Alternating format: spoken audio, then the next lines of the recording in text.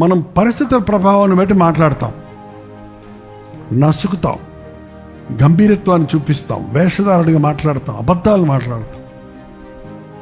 అప్పుడే మనం ఉచ్చుల్లో అబద్ధం మాట్లాడినోడు సైతాన్ వల్ల పడిపోయినోడే. నువ్వు గర్విష్ఠిగా మాట్లాడినప్పుడు సైతాన్ దృష్టిలో నువ్వు ఓడిపోయినోడివే. లోకం మనల్ని వెర్రోడు అనుకుంటే అనుకోనివ్వండి, పిచ్చోళ్ళు అనుకుంటే అనుకోనివ్వండి.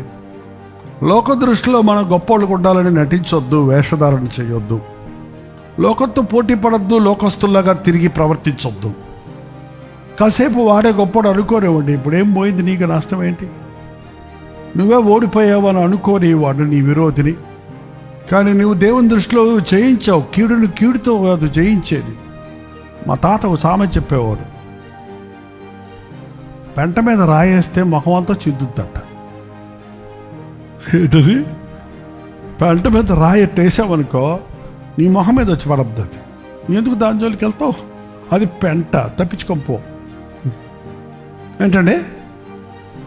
ఆ లోకం పెంట. పౌలు అన్నాడు, లోకాన్ని నేను పెంటగా ఎంచుతున్నాను. లోకంలో వాటితో నువ్వు పోటీ పడొద్దు, లోకస్తులతో నువ్వు వాదన పెట్టుకోవద్దు, లోకస్తుల దగ్గర పోటీ పడి జయించాను అనుకోవద్దు. కీడు చేసినప్పుడు కీడు చేయటం అందరూ చేసేది.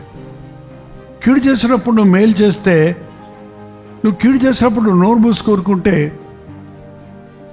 నువ్వు కీడు మాట్లాడాల్సి వచ్చినప్పుడు నోరు మూసుకూరుకుంటే, నువ్వు వెనక్కి వెళ్ళిపోతే వాడు అనుకుంటాడు నువ్వు భయపడిపోయావని. కానీ నువ్వు నోరు మూసుకున్నప్పుడు యేసు ప్రభువును నీ జీవితంలో ప్రతిబింబింపజేస్తావు.